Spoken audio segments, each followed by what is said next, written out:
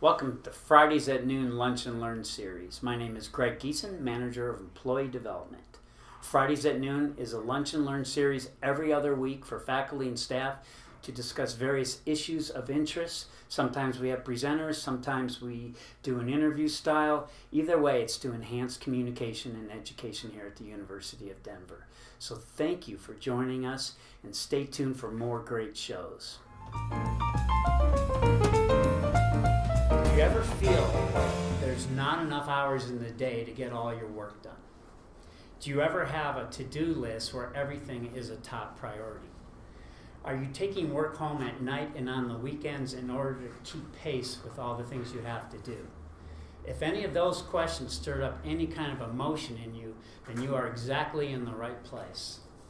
Today we're going to be talking about time management with Dr. Doug Gertner.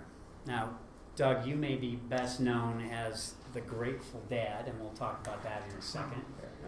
But you are an educator, professor, a trainer, a consultant, a broadcaster, a speaker, an author, and an activist. How do I have time for all that? I know. What happened to you? And your goal is to bring a laid-back, rock and roll wisdom to every seminar and topic to enhance adult learning in every situation. So welcome. Thank you. I just got to put the Grateful Dad hat on for one second. Let's talk about that. Well, I want to say thanks to you, Greg, for not just for inviting me. I mean, literally, I wouldn't be in this seat today if it weren't for you. But actually, the work that I do that'll emerge as we talk today traces back to many, many year history that we have, and some, as my coach as well as my friend, some doors you've opened for me. So thanks for having me today. And really, I wouldn't be doing what I'm doing if it weren't for you. So there's a rich history here. All right. And I'm grateful to our mutual friend and colleague, Ken Pinnock in HR, who's brought me to this campus many times to work with employees. So checks in the mail? Exactly. I'll put you on retainer. So, all right, so let's talk about time management. So time management is one of your focus areas. You have a number of them. Mm-hmm. I'm curious, how did that become so important to you? I'm going to level with you because we worked together many years ago in an organization providing workplace training, and none of us on staff then did a time management class. I left the organization soon after you, and it was because I'd become a dad for the first time. And my background, my doctorate, some would say it's technically an education, but what I focused on was men and masculinities. I studied about men. And as I got deeper into my academic and my activist work in the men's movement, I realized that when I became a dad, there was a certain way that I wanted to be as a dad that was different, frankly, than my father, and it was totally involved in every aspect of my son's life. And when we were working at that particular organization, I didn't feel like I was having the balance I wanted, so I moved on to another organization, went into the HR shop at a big software company, thinking it would give me more balance in my life. And let's just say that it didn't. They brought me in as kind of the internal training guy, and what they really needed was a corporate healer. The company was very dysfunctional, and my boss kept coming to me, like she was the HR director, every week she'd say, clear your calendar for tomorrow. And what that meant, clear your calendar for tomorrow, was they were going to blindside some software engineer and give him an exit interview, and then when they opened the door, I'd be standing there with boxes and with tape, and they'd say, this is Doug. He's going to walk you to your cube to pack up and walk you out to the curb. It became a really yucky place to work. And so I had actually put in a call to a coach one day on a Monday because my boss was ignoring me. She wasn't making eye contact. She was ignoring my emails, my voicemails. By Wednesday of that week, she called me and she said, you're next. We'll pack your boxes for you. If I could find her today, I would thank her because that opened up a world to me where I got to make the life I wanted by working in my own company. I called it Emu Consulting, named after the large flightless Australian bird that's one of the best fathers in the animal world. And along the way, the company where we used to work, the training company, came to me and they said, you're doing a great job of balancing your time and your life. Would you make a time management class for us? And we'll help you sell it to the world. So I was invited to do it by somebody, a training director, who observed how good I was at it. And I just worked with an instructional designer, put a class together, and not only get to teach it, but get to walk my talk every day. Okay. So all from getting walked out of a company. And I thought you just read a book. There are some good books. I would say any book by Stephen Covey is highly recommended. The 7 Habits of Highly Effective People, Principle-Centered Leadership, First Things First, The 8th Habit, all of those books. You know this one, David Allen, Getting Things Done, GTD. If you're on LinkedIn, you can get in the GTD group on LinkedIn. And then Julie Morgenstern is a professional organizer who's kind of in with the Covey people. And she wrote a book that was originally titled Making Work Work, and it was a good book. She did kind of like you've done with some of your books. She retitled the book, and what she named the book is actually a tip I've been giving in my time management classes for a dozen years. The book is titled Never Check Email in the Morning. You know what she's talking about? You get to your desk in the morning and you're like, I'm gonna check what's in there, and then you get something. Oh, look, the Dalai Lama sent me an email, right? And it's got these beautiful images and this Buddhist wisdom. And when I get to the end, the Dalai Lama wants me to send it to 10 people within the hour if I want the Buddha to smile on me. By the time I send it to you, you're like emailing back to me, Doug, that's not really from His Holiness. Quit sending me that junk. So I know sometimes you have to look in the morning if your boss is one of those 3 a.m. mailers, but try not to check email in the morning. So there's some book recommendations, even if you didn't the beauty, I just have to ask you one question and the whole show just kind of goes. It's nice. You ask good questions. So time management to you isn't about a technique, it's about a lifestyle. Absolutely, yeah. The notion is, the reason the organization that we were in so long ago didn't offer time management, I mean, really it was because none of us were very good time managers at the time. But the other thing is that we were doing, what we thought was some of the deepest communication work and teamwork, and we thought time management was a mundane topic. But when it came time for me to figure out how am I going to make enough hours in the day, not just to get my job done, not just to maybe exercise, but to be the kind of dad I wanted to be and the kind of full partner to Maggie, my partner. How was I going to do that? It became real life. And what I realized is I can teach you how to manage your time if it's just about how to use a calendar and a to-do list. I can do that in about 45 minutes. I would like you to go deeper and ask yourself, point to this, and in Boulder they always say that's some chakra or something, but I just think this is where our values reside. And I like to ask people to ask the values clarification question.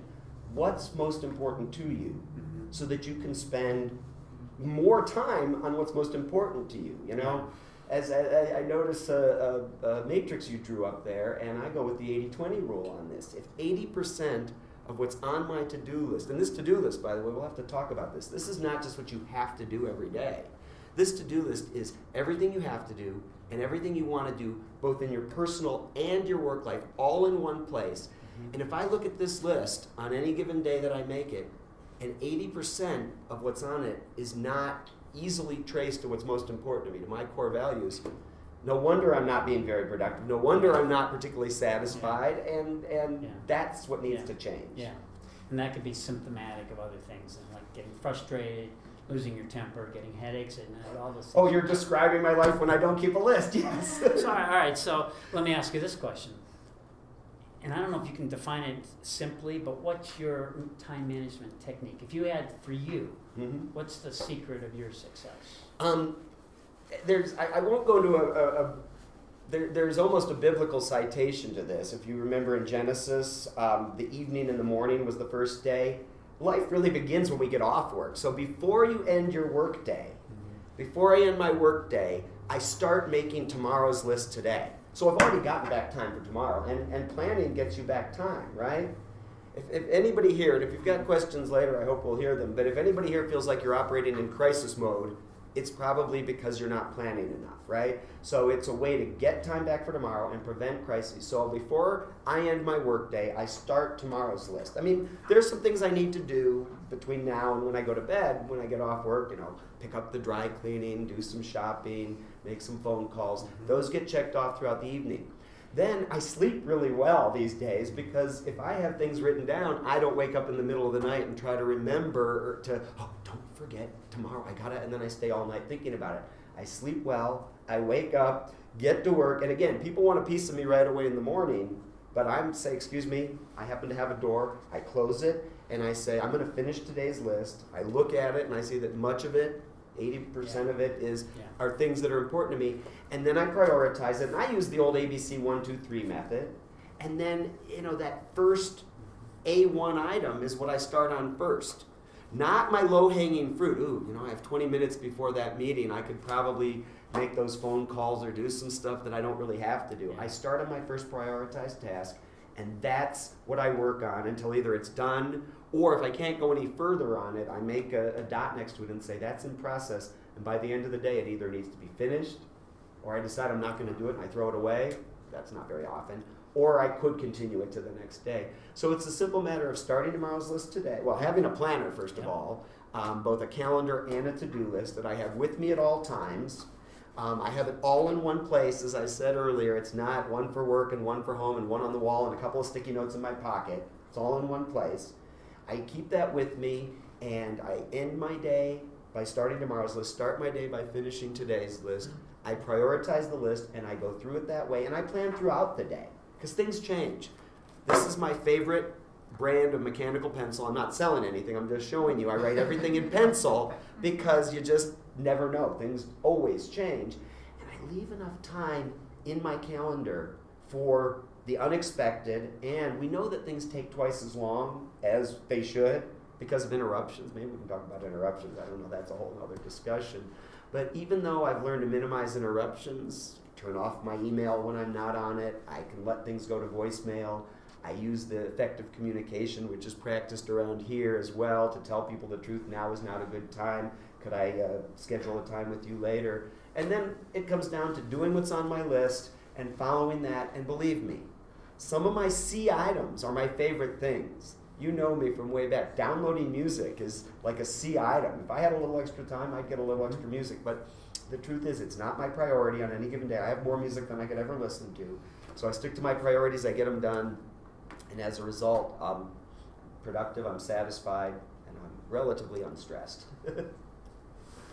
Hang on to your seat. I feel organized already just listening to you. It's amazing. Well, you should be a little more passionate about this topic, really. I don't know what the Somebody's got to problem is. be. Well, I want to show mine. Yes, All please right? do. Mine's electronic. And turns out this particular app no longer exists. But there's a ton of these on there, time management apps. Yeah, after games, there are more productivity apps than any other app in the App Store, at least for these Apple products, probably for Android as well. Okay, so basically this is a to-do list app. And so I created categories for separate lists. Mm-hmm. Now, it might seem a little obsessive compulsive, but for you, it's true for me, is the more I feel a sense of control, the more I can relax, Yes. and then my personality comes out and everything else. But when I get stressed, it's really, I can trace it back to feeling out of control. Yeah. And then all of a sudden you see more the rigid side of me, and I need to get away and get back in control. Yeah. So these lists, as you can, I'll show you one close up, but basically I have everything from, personal to DU top 10 to goals of the week to Monday, Tuesday, Wednesday, Thursday. Color code them. Mm-hmm. I color code them because one color, red, represents DU. Yellow represents exercise related. That could be meditation and anything that falls under that health. Mm-hmm. I got personal for another color, and the beauty of this for me is I can rearrange them. I can Drag and drop. Yeah, I can't do it upside down. But I can rearrange them, and then I can just cut and paste and put it another day because I didn't get to it. So it never goes away. And that's the beauty is, and so my routine is on Saturday morning. I mean, every day I go through the list, but Saturday morning is my calendar day or my to-do list day, and I add more, and then I tentatively put them on certain dates. And so by Sunday night, really by Saturday afternoon, I feel back in control of the upcoming week. And granted, stuff comes up all the time, but by being able to move it, I feel some sense of control. I don't know if that makes sense. And I like the electronic because it just feels like it's easier. And I can email this to myself too, by the way. So that's kind of what I do. And for prioritization, that's when you drag it to the top of the list. You Yeah. do it in the order. Yeah, if it's so on the color top, isn't your higher priority. Your colors don't correspond with A, B, C. Yeah. So A, for my list, A is those things that I must do today. B are those things that are important and I really want to do today. And C are those things not so much. And then the 1, 2, 3 is as simple as that's the order I go about my A's. So my A1 is my top priority on any given day. A2, A3. I say don't give yourself more than a handful of A items because you know what days are like. 5 things I must get done today is about right. If you think you have 10 or 12 things you must be due today before you can leave work or go to sleep, it becomes a very long day. For some people, I have to apply kind of a harder standard. Say to yourself, if I don't do this today, would the University of Denver come crashing down around me? Or if I don't do this, if it's a personal item, if I don't do this before I put my head on the pillow tonight, will I wake up, will my world be forever and profoundly changed? If not, then it's probably not an A item. Make it a B, reduce your stress, do well with you. And the truth is that if I have a handful of A items and I'm being very effective in terms of prioritizing and sticking to my priorities, and if I'm communicating with others to eliminate interruptions and minimize crises, I'm going to get to some of my B items as well, and the rest of those become my A items for tomorrow.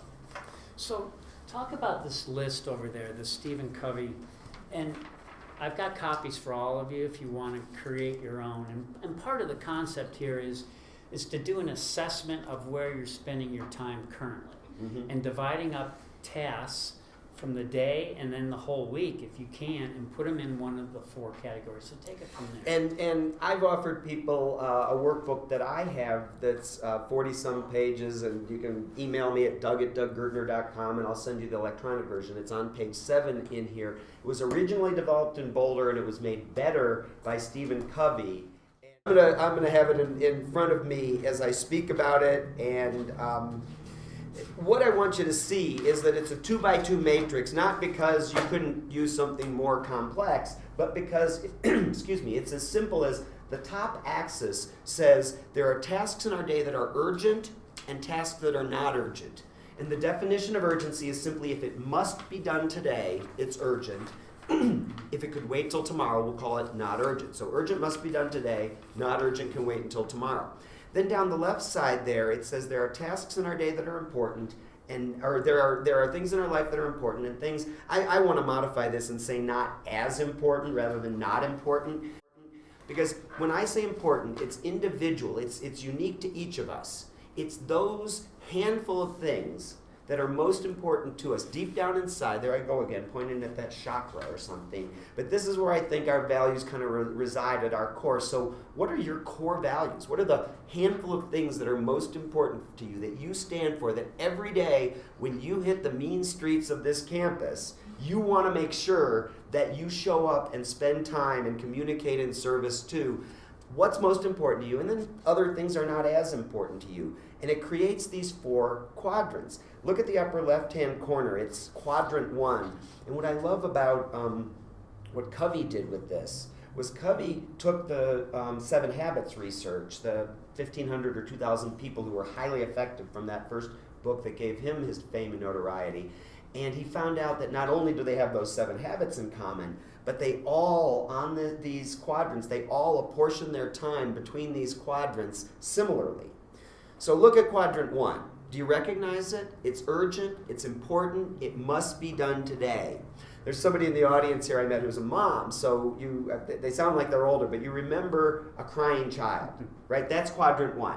Urgency, because the only way they can ask for what they need now is by crying, and important because what's more important than our kids? Any kind of an emergent health situation is quadrant 1, right? It needs to be dealt with now because it's emergent, and we're talking human life, so it's important. And then you know what a crisis is in the workplace. It must be done today, and it's something you care about because it relates to the work that you do. The system goes down, quadrant 1. You know, the board asks for something, or your chair asks for something. It's quadrant 1. Clear your calendar tomorrow. Yes, exactly. I would put that in another quadrant, but that's another discussion. Yeah. A 5th one. So this is the, among other things, it's the crisis quadrant, or Covey named it the quadrant of necessity. And I would ask you and think to yourself, or maybe we'll pass these out. What percentage of your time on any given day, if there is such a thing as a typical work day, what percentage of your time do you spend in quadrant 1, that is doing in an urgent manner those things which are important to you?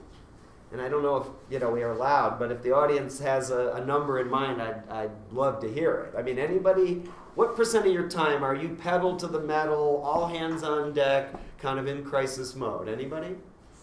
75%. Anybody more or less about the same? Probably 20. Okay. We have a range here. So I mentioned that Covey has sort of done the research, the late Stephen Covey did the research. He found that highly effective people spend right about 30% of their time in quadrant 1, doing in an urgent manner those things that are most important to them. When I hear 75%, and I don't doubt it for a minute, I would call to your attention quadrant 3, because look what's going on in quadrant 3. It's urgent, I need it now, and yet it's not particularly important. So it may be those interruptions. Hey, got a minute? Basically, 80% of the time, what people are saying to you is, would you make important to me what's important, would you make important to you what's important to me right now? And 80% of the time, it's not that important to you. So an interruption is often, I want something now that's not important to you. Some of the phone calls you get, the 20-minute survey that's really just trying to sell you something. Some of the mail, junk mail, for instance, email, open immediately, red exclamation point, and it's spam. Those kinds of things are quadrant 3. They feel urgent. Some meetings we go to. I spent the first part of my career, more than a decade on college campuses. I went to more meetings just because we were meeting to plan meetings about meetings. And I found that a lot of them weren't as urgent or as important as what I would be doing if I didn't have to be in this meeting. So quadrant 3, Covey calls the quadrant of deception, because it has that same sense of urgency, but it's really not important to me deep down. Covey found that if you spend right about 10% of your time in that quadrant, you're okay.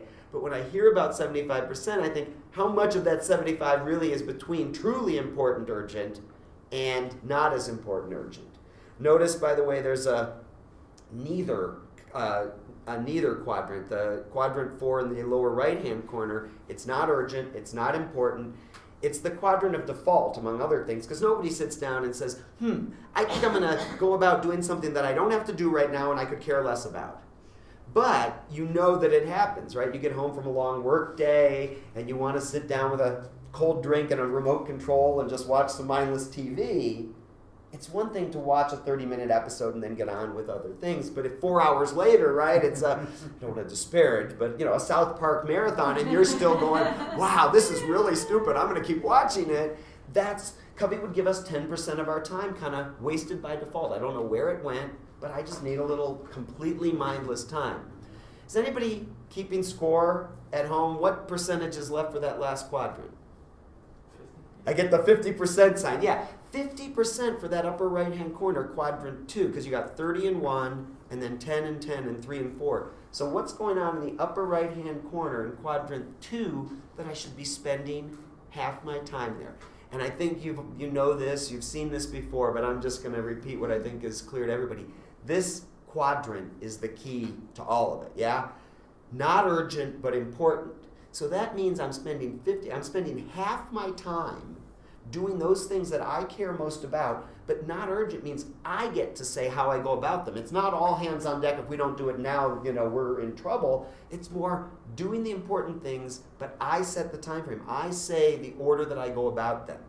And when that's happening, notice the last word in that, I've got it here. One of the words associated with it is empowerment.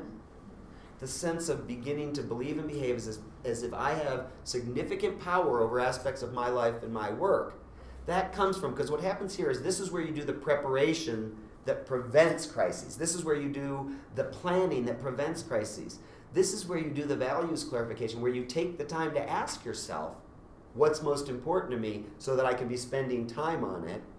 And relationship building happens here. Not when Greg's on deadline and I come in and say, hey buddy, how was your weekend? And plop down and expect him. It's like, Doug, I'm on deadline. I'm in quadrant 1.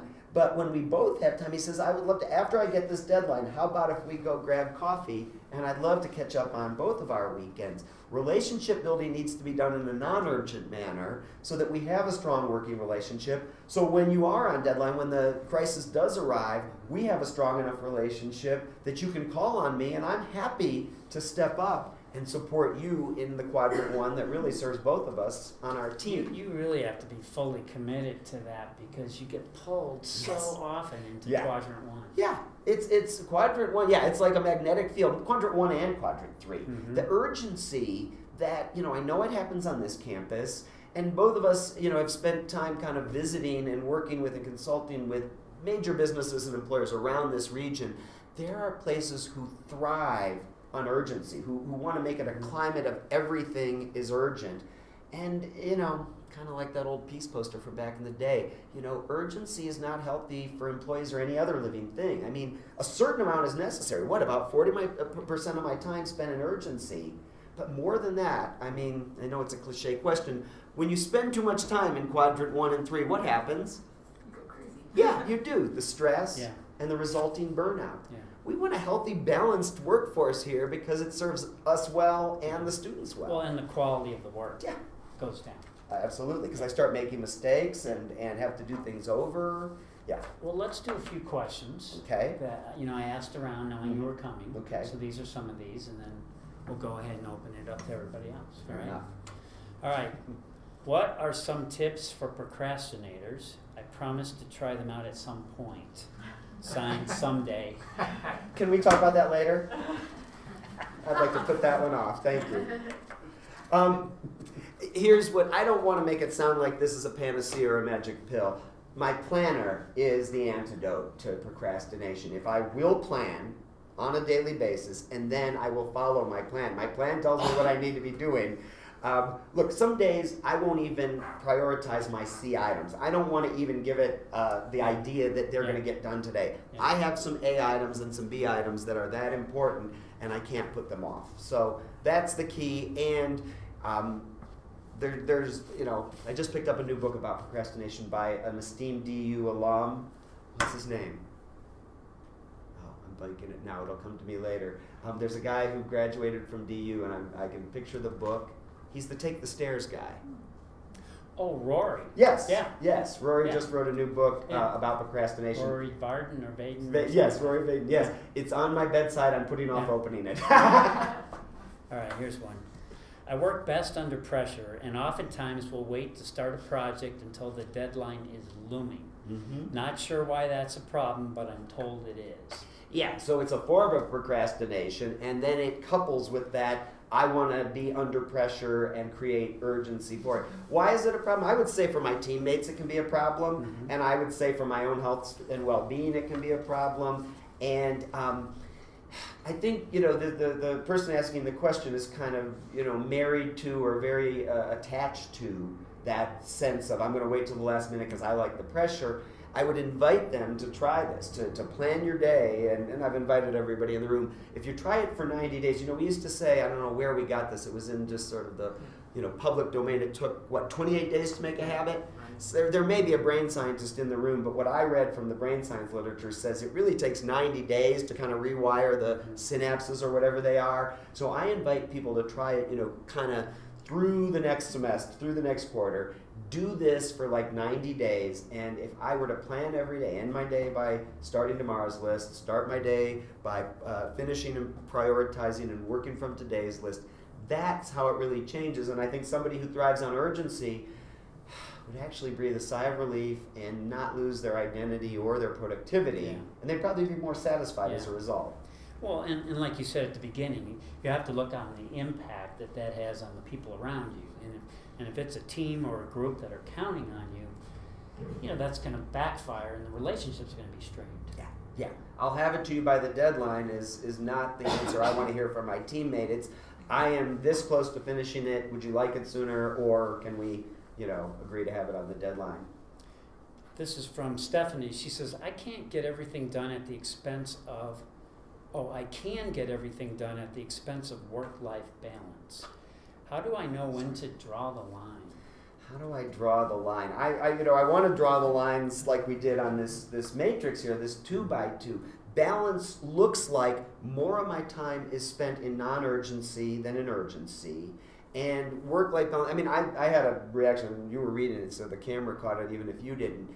One of my core values is clearly balance in my life. And for me, a balance, all your values are going to be defined by you, but for me, I define it as this satisfying amount of time spent on work, on play and with family. And sometimes they all combine, but that's what balance looks like for me. Whatever Stephanie's definition of balance might be, the things that are most important to her that she wants to keep in balance, work can only be one of them. We are not simply our jobs. And so this is where I want to take a step. I want to ask her to take a step back, remind herself what's most important to her, and then it starts being about redesigning my work and my life in the spirit of, in the image of the balance that I have described for myself. But what happens is when we spend so much time in urgency, we're not in quadrant 2 where values clarification happens. And this is a rhetorical question, but ask it of yourself. When was the last time you asked yourself, what's really important to me? And there's many ways to ask that question. You can just ask what's really important to me and jot down your 3 to 6 core values. And I have pages 13 and 14 in this workbook are that exercise. But I also ask it another way. How would you complete the sentence, someday I'm going to, right? Someday I'm going to. What would be on your list? Because those some days reflect your balance. Or even, what would you do? Imagine this. What would you do with an extra hour in your day? What would you do, really, with an extra hour in your day? Because that begins to tell you more about your core values. And if Stephanie said, I would work more, I wouldn't believe her. Because it sounds like she says, I'm working enough, and I'm getting it all done, and balance is not a part of my life right now. The other thing about that, too, is, like, I'm working with a department here on campus where they want to do work-life balance, they put it out there, and it's not showing up. Mm-hmm. And my advice to them is to actually get together and talk about what it means, what it looks like, and then go from there around expectations, because everyone's slowly developing different perceptions of who's using it, who's not, why, and who's lacking. Yeah, another way to put what you're asking them to do is, let's open up and share with one another. This is quadrant 2 stuff, by the way. This is the relationship building. If we have a working relationship where we know each other well enough that I have a good idea of your core, and I've worked with you, and I know one of your core values, and you didn't miss a day on the road as a runner, and you made sure that you, can I say this, you planned your weekend so that you did not miss a Broncos game, either in the stands or on TV, right? You balanced your life, and I knew that about you, and I was not about to call you during a Broncos game or ask you to work late to help me do something when you had a run or a workout with your running team. Knowing one another and committing to, understanding and building your relationships, and then setting norms around that in your group, it's not a bad conversation to have.